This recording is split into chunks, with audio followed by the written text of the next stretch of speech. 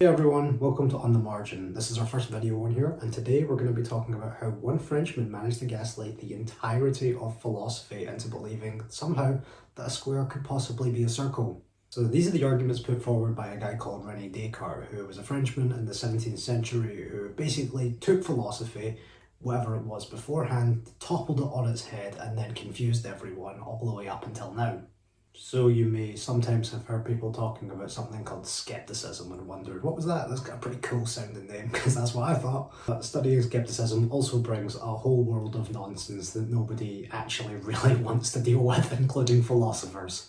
So Descartes started his argument by actually asking in the first place, what do we know and how do we know it? He posed one typical example which has been taken by every philosophy bro on planet Earth ever since, which is basically, what if life was a dream? He asks us to think about dreams themselves. He doesn't necessarily consider what if life was a dream, but he says, imagine dreams in of themselves. When we are dreaming, we're not really always aware that we're dreaming. Of course, there's lucid dreaming, but standard-wise, we don't really know that we're dreaming. We think it's real, and our senses are perceiving things all around us that we think are real. In that time frame, there's no way for us to really tell what actually is reality, what isn't reality, or the fact that we're in a dream. And this was sufficient for Descartes to point out one really important thing, which is that if we can be deceived by the senses even once, then we should be skeptical of everything that continues after that. How do I know that this phone in front of me is real? How do I know that the notebook in front of me is real? Because I could be dreaming it up. I've dreamed once and I didn't know it was real, so how do I know it's real now? Let's take an example. For instance,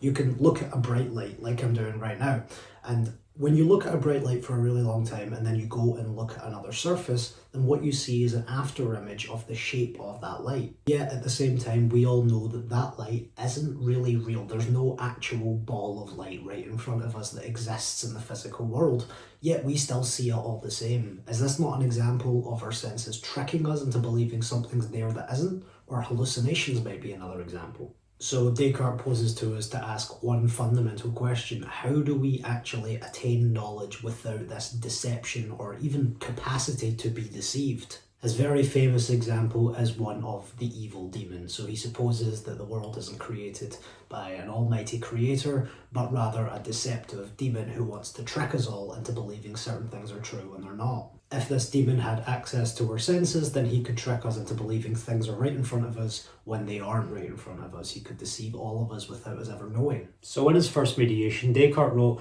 "I will suppose therefore that not God, who is supremely good and the source of truth, but rather some malicious demon of the utmost power and cunning has employed all his energy in order to deceive me. I shall think that the sky, the air, the earth, colours, shapes, sounds, and all external things are merely the delusions of dreams which he has devised to ensnare my judgment." So Descartes left philosophy with this really profound problem to deal with. How do we have demon-proof knowledge? How do we know things without the capacity to be tricked by evil demons? Now, depending on how much you know about philosophy, you may think this is actually what philosophers like to do. They just like to wallow in skepticism, pretend nothing's real, and then ask, are you actually in existence or am I just imagining you? However, this isn't really the business of philosophy, at least actual philosophy, other than on TikTok. Instead, a philosopher's job is to not wallow in skepticism, but to answer the skeptic's questions. So Descartes can be thought of like a defense lawyer who, even though they're defending a guilty person, it's not to get them off of charges, it's to present the evidence and ensure that it's fully coherent. And in the course of Descartes' mediations, he actually came up with his own answers to this question, where he tried to answer why and how we can actually know things. And there was one very famous phrase that I'm sure you'll all be familiar with, which Descartes actually said, "We know this under every and all conditions."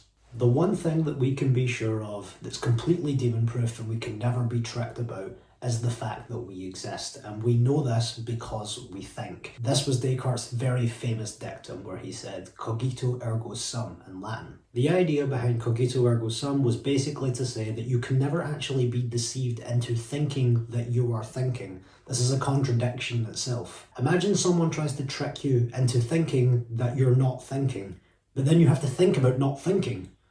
Doesn't that get confusing? Let's try and put this another way. So imagine you go to a house party, right? Saturday night, why not? and you decide to go with that one friend, you know, the one who always gets a bit tipsy-turny every Saturday, he's always drunk too much, and he doesn't even know his name anymore. So for whatever sadistic reason in your own head, you decide that you're going to play a psychological horror joke on him. You're going to try and trick him into thinking that he's no longer thinking, just like the evil demon would. So in the very first place, even your friend who's completely plastered and on the floor, he can't be tricked into thinking that he's not thinking, because then he has to think about not thinking, which means he's thinking. And an implication of this is the fact that he exists. He cannot doubt his own existence because of the fact that he's thinking. Just think about it for a second. Aha! See? In this way, it would be completely impossible for someone to think who does not also exist. Everything that thinks must exist because it has to exist to think. But Descartes goes a little further than this. He also supposes that there's ways to attain knowledge of the world which is not fully dependent on experiences or faculties alone, but basically he says that there's certain things which have to be interpreted through the mind, and that puts mind over the senses. In the Meditations, he refers to these as clear and distinct ideas. Clear ideas are ones which all of their content is directly accessible. We know exactly what we're talking about when we refer to something, whereas distinct ideas are something that can be distinguished from everything else. So if I think about a banana, I'm not confusing it with an orange. Now at this stage you might ask why it's actually necessary that the intellect or the mind or whatever you want to call it interprets objects in the first place. Why can't we just look at something and know that it exists besides just the evil demon? Well, Descartes actually gives an example of this, and he refers specifically to a ball of wax.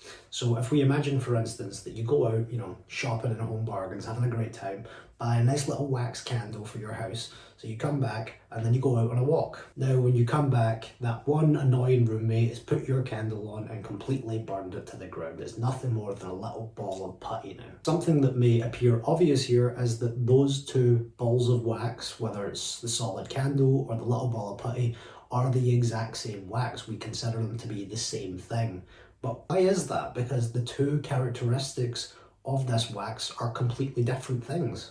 Well, it's because we don't judge things purely on their physical characteristics alone, but we use the mind and the intellect to interpret certain groups of objects or single objects as specific things and with specific identities. Most importantly, it possesses something called extension in philosophy, which is basically just the term for you can meet something in space. This notebook is right in front of me. I can meet it within space and time. And also we have prior knowledge of the fact that wax can change shape, so we identify wax within the properties of also changing shape.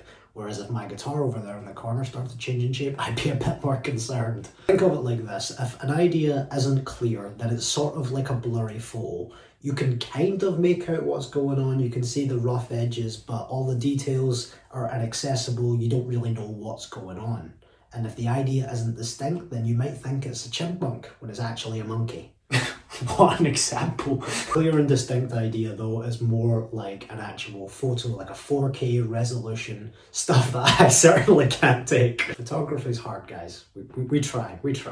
So after all this, where does this leave us? Well, that's the real question, and one which hundreds of years of philosophy has to answer. If you're interested in this theme of skepticism and how philosophy responded to it, I'd be happy to do more videos on it in the future. Just let me know in the comments below, and let me know what you think about Descartes' arguments. He did also go into a whole spiel about how God was necessary for perfect causes, but we're not going to touch that. So thank you all very much for watching. If you enjoyed, please subscribe below. It really would help spread the word since it's a new channel. And let me know what you think.